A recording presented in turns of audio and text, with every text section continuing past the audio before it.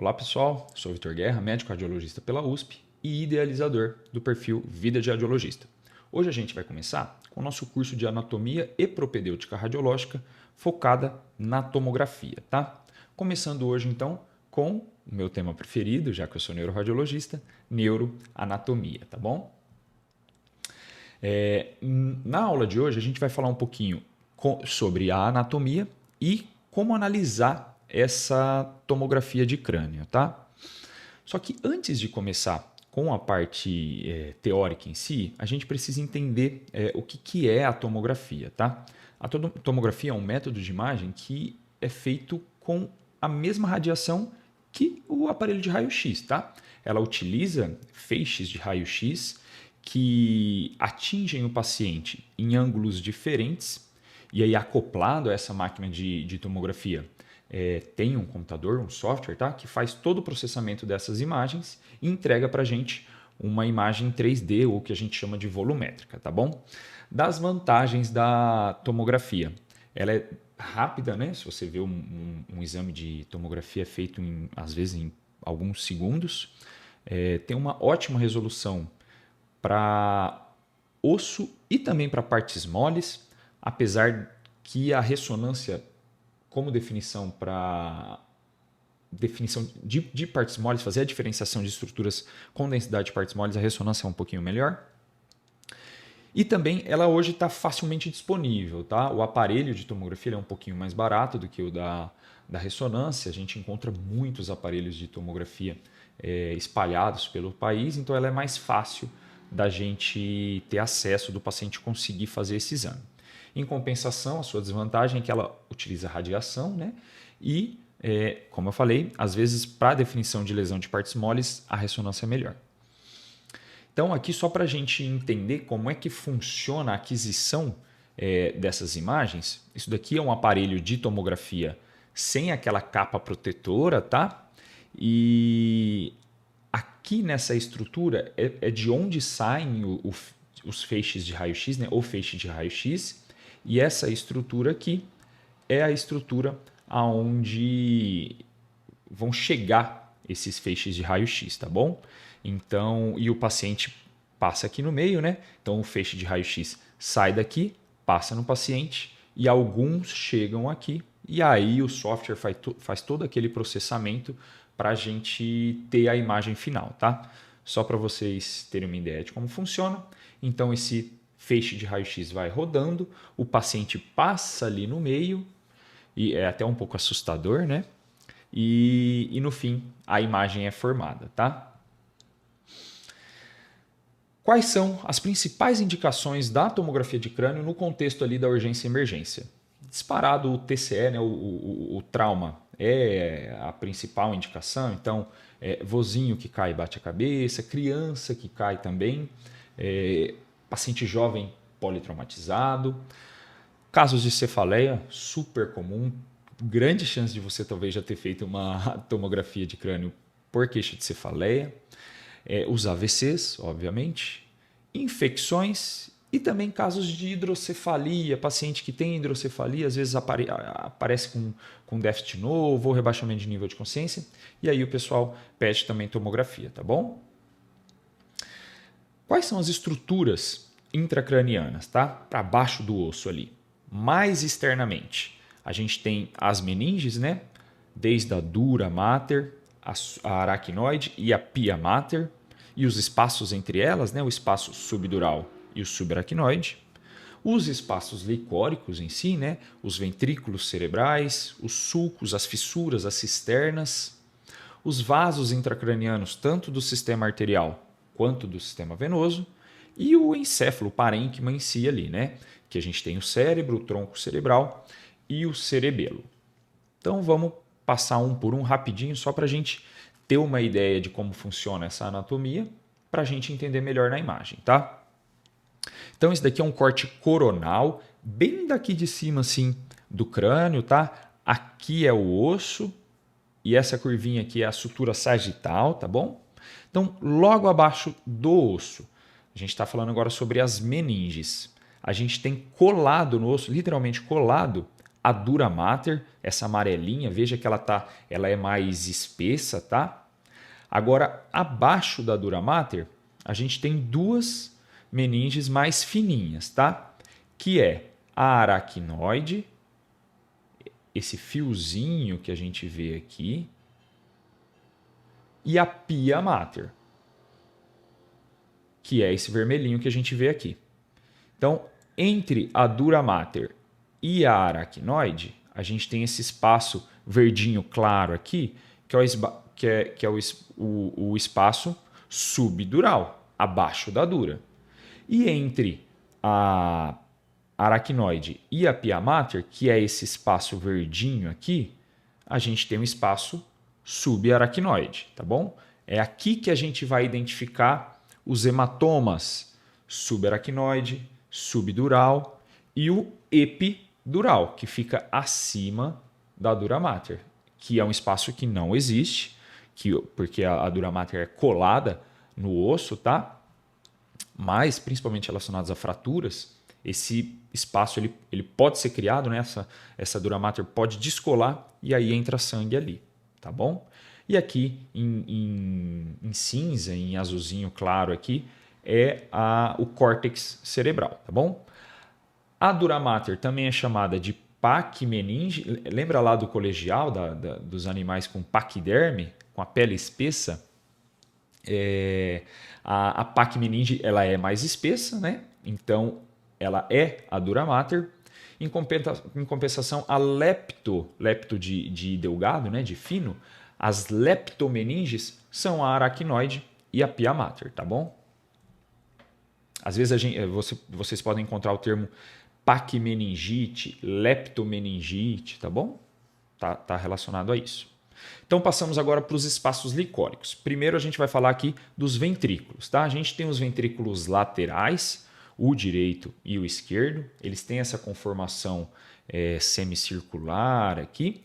E eles se comunicam com o terceiro ventrículo, que é esse azulzinho, pelo forame interventricular ou também o forame de Monroe, tá? O terceiro ventrículo, ele se comunica com o quarto ventrículo, que é esse verdinho, pelo aqueduto cerebral ou aqueduto de Sylvius, tá? Se vocês verem aqui, todos eles têm as suas subdivisões, as suas estruturas relacionadas, tá bom? Mas eu quero que você entenda essa dinâmica, tá? Os ventrículos laterais, terceiro ventrículo, quarto ventrículo, e aí o quarto ventrículo se comunica aqui com o canal central da medula. Dentro da medula também tem um fiozinho de líquor, tá bom? Além dos ventrículos, a gente tem também as cisternas, tá bom? São várias cisternas, eu peguei aqui um resuminho. Esse mais branquinho aqui é o corpo caloso. Então a gente tem a cisterna supracalosa, a gente tem uma cisterna bem importante que às vezes aparece focos de sangramento ali, a cisterna interpeduncular, tá? Esse daqui é o mesencéfalo, tem os pedúnculos cerebrais que saem ali, essa é a cisterna que fica entre eles. A cisterna quiasmática do quiasma óptico, tá? Então é um líquor que fica ali contornando esse quiasma óptico. Aqui a cisterna magna, que é aquela cisterna que a gente vê logo abaixo do cerebelo, junto ao forame magno, né? Junto ali à saída do crânio, tá bom? E aí tem mais algumas outras, mas vou falar só mais das principais para também não ficar sobrecarregando vocês. A anatomia vascular do sistema nervoso central, eu particularmente gosto muito de estudar angios, né, a parte vascular.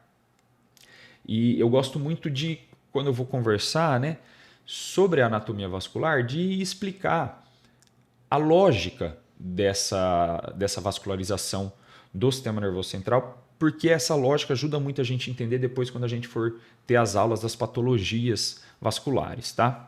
Então, o cérebro, o encéfalo todo, na verdade, ele é irrigado pelo sistema anterior e pelo posterior. O anterior, ele chega pelas carótidas e o posterior, ele chega pelas artérias vertebrais, tá bom? Então, veja aqui, aqui é uma representação esquemática de todo esse sistema, tá? A gente pegou o sistema anterior e o posterior e deixou eles retinhos assim para vocês entenderem, tá bom? Então, as carótidas, elas chegam por dentro do crânio e dá origem às artérias cerebrais médias e também às artérias cerebrais anteriores, tá? As artérias carótidas elas estão chegando logo aqui abaixo, tá bom? Dessas duas cerebrais médias. Existem comunicações entre essas vascularizações, tá? Há uma comunicação entre as artérias cerebrais anteriores que chama artéria comunicante anterior. Uma só. Conecta as artérias cerebrais anteriores. Então, o sangue chegou pela carótida, que não está aparecendo aqui, tá? Chega diretamente, se bifurcando, dando origem à artéria cerebral média e à artéria cerebral anterior. E falando agora da parte da drenagem venosa cerebral, tá? A gente divide no sistema venoso profundo e no superficial. Então, começando ali do superficial. A gente tem lá em cima o seio sagital superior, tá bom? Esse seio sagital superior, ele chega até a confluência dos seios. Na confluência dos seios, saem dois seios laterais, que são os seios transversos, tá bom? Esse daqui, ó, seio transverso. E esses seios transversos vão dar origem ao seio sigmoide, que então vão dar origem à veia jugular interna, tá bom? Esse é o sistema superficial. Vamos conversar agora sobre o profundo. A gente falou do seio sagital superior, agora a gente tem o seio sagital inferior, que vai se juntar aqui à veia de Galeno e os dois, depois que se unem, dão origem ao seio reto e o seio reto vai chegar lá na confluência dos seios, que a gente já viu aqui em cima.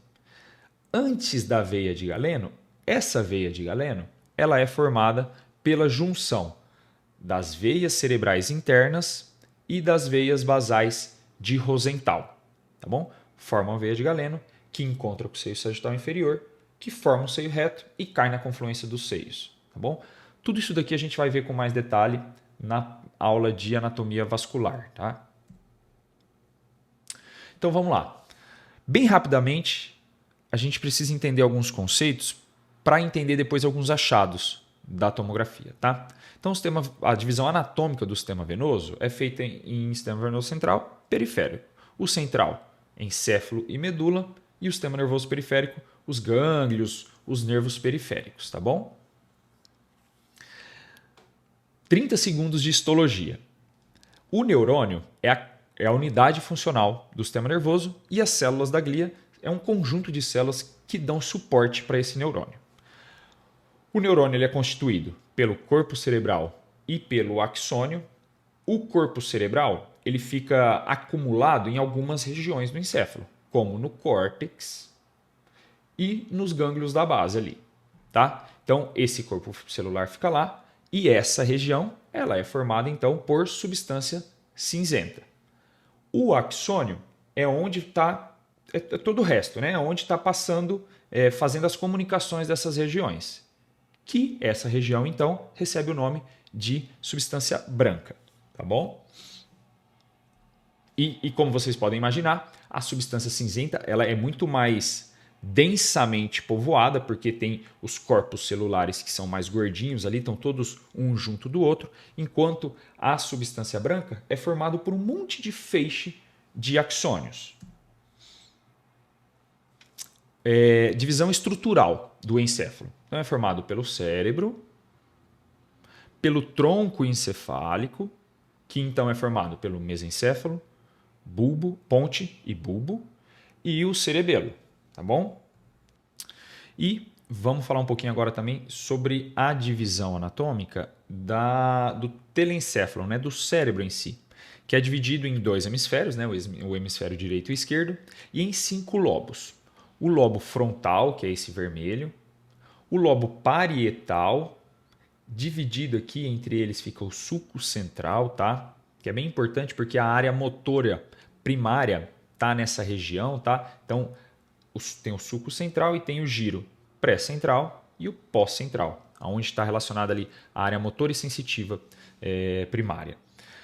Além do lobo frontal parietal, a gente tem o lobo temporal, que é dividido aqui pela fissura silviana, super famosa também, e o lobo occipital, tá? Isso é que a gente consegue ver na parte mais externa ali. E afastando aqui embaixo da fissura silviana, a gente encontra a ínsula, que ela fica escondidinha ali embaixo, tá bom? Então, só para a gente ver como que aparece na imagem, o mesencéfalo, a ponte, o bulbo, aqui a transição já bulbo medular, e o cerebelo aqui atrás. Esse aqui é um corte sagital de ressonância, tá? Não é de tomografia, mas só porque a definição é um pouquinho melhor, a gente já vai ver o corte da tomografia também. Nervos cranianos. A gente tem 12 pares de nervos cranianos, tá bom? Não vou passar aqui um por um. Eu acho que esse slide é legal vocês darem um print para vocês terem com vocês, tá? E ter uma noção da função de cada um. Na tomografia, é muito difícil a gente identificar alterações em nervos, tá? Talvez ali no nervo trigêmeo, que ele é um pouquinho mais espesso, mas é legal a gente ter uma noção, uma ideia de onde eles estão localizados, porque patologias, tumores, áreas de sangramento, áreas de encefalomalácia, sequelares ali, que acometem essas regiões, por consequência, pode ter alterações relacionadas às funções desses nervos, tá bom? Então, isso daqui é um encéfalo virado a parte de baixo para vocês, tá? Isso daqui é a base do crânio, mostrando todos os pares de nervos cranianos, o nervo olfatório, o óptico, o óculo-motor, o quatroclear, o nervo trigêmeo, tá vendo como ele é mais espesso, ó? Por isso que talvez a gente consiga ver ele ali na tomografia. Talvez não, a gente consegue. O nervo óptico, ele é unido, né? Pelo quiasma óptico, a gente consegue identificar na tomografia também. O nervo abducente, o nervo facial, o nervo vestíbulo coclear, o glosso faríngeo vago, o hipoglosso e, por fim, o acessório, tá bom? Vamos lá. Quando eu vou analisar uma tomografia de crânio, eu gosto de não analisar, na verdade todas, tá? Todos os segmentos do corpo, mas principalmente o crânio, eu gosto de sempre reconstruir ele, tá? Então, quando você vai abrir uma tomografia de crânio, ela vai chegar para você num corte axial, tá? Esse corte axial, para você entender a lateralidade, imagina que você é o operador da tomografia ali, você está vendo o paciente deitado na máquina com o pé para você, tá bom? Então você está vendo o pé, o corte axial, né? É um corte axial, e aí você pega e está olhando esse cérebro. Então, o que você está olhando aqui, a sua esquerda é a direita do paciente. Então, por isso que às vezes dá uma confusão de lateralidade quando a gente vai descrever algum achado na tomografia, tá? Mas isso você não vai ter mais esse problema. E no corte axial, eu gosto de analisar algumas coisas no corte sagital. Outras coisas, no coronal outras coisas. Obviamente eu analiso o crânio inteiro nos 3 cortes, mas em cada corte eu gosto de focar, de olhar com mais atenção algumas estruturas. Então, no corte axial, eu analiso os hemisférios cerebrais, né? Procuro por diferenças de assimetrias, vou para a região mais interna, analiso os tálamos, a região dos núcleos da base da cápsula interna, procurando por perda da diferenciação ali da substância branca e cinzenta, da mesma forma que eu faço analisando o córtex e a substância branca ali, tá? Procurando por alterações. Olho ali os ventrículos cerebrais e também os espaços extraaxiais, tá? Essa parte licórica. Mudo para a janela de partes ósseas, né? Janela óssea, e analiso toda a calota craniana, né? Todos os ossos, o frontal, temporal, parietal e occipital. Dou uma olhada na aeração das mastoides e da cavidade timpânica, procurando eventualmente alguma otomastoidopatia, alguma coisa nesse sentido. E também a areação dos seios da face, procurando por sinusite, tá? Então, analiso tudo isso e eu sempre faço essa análise de fora para dentro, tá? Começando partes moles, calota craniana, aí eu vou para o parênquima, depois adentro ventrículos, regiões de núcleos da base. Eu faço isso para todos os métodos. Eu acho que é mais fácil do que ficar decorando a BCDE, sabe? Certo, então isso no plano axial. E ó, se você está gostando dessa aula, eu tenho um curso completo de anatomia e propedêutica radiológica focada na tomografia, tá? Então, nesse curso você vai encontrar essa aula de neuroanatomia, mas também aula da anatomia da cabeça e pescoço, com aula de seios da face, ouvido, pescoço, tórax, abdômen, do sistema musculoesquelético e uma aula super legal de anatomia propedêutica vascular, tá? Focada mais em anjo, de aorta, de vasos cervicais, vasos intracranianos, tá super legal. Se você tiver interesse, o link está aqui na descrição do vídeo. No plano axial, então, como eu falei, dou uma olhada nas assimetrias, vejo se tem alguma perda da diferenciação entre a substância cinzenta e a substância branca, tá? Entre o córtex e a substância branca. Faço a mesma coisa na região dos núcleos da base, então a gente tem que saber identificar as estruturas que estão ali, né? Quais são? A cabeça do caudado, a gente tem um núcleo caudado, ele é um núcleo mais alongado, tá? É muito semelhante ao aspecto ali do ventrículo lateral, lembra? Ele é mais arqueado assim.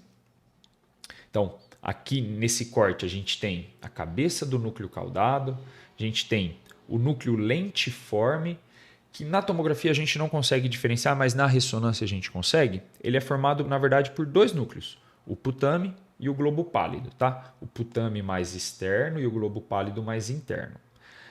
O feixe de substância branca que passa aqui nessa região central, que é a cápsula interna, muito importante para casos de AVCs aqui, tá?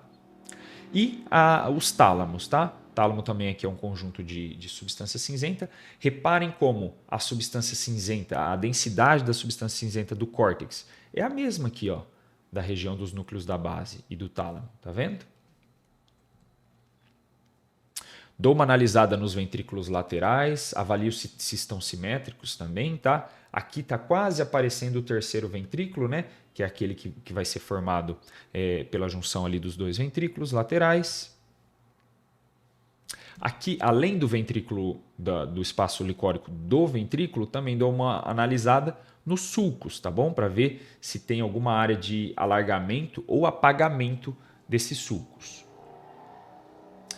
Vou para a janela óssea, dou uma analisada na calota óssea como um todo, né? Vejo se tem, num caso de TCE, por exemplo, procuro por fraturas, eventualmente lesões neoplásicas e olho também a areação das mastoides, do ouvido médio. Olha aqui, ó, como está aparecendo os ossículos aqui, ó, bem pequenininho, ó, do ouvido médio, para ver se tem alguma mastoidopatia, alguma otite.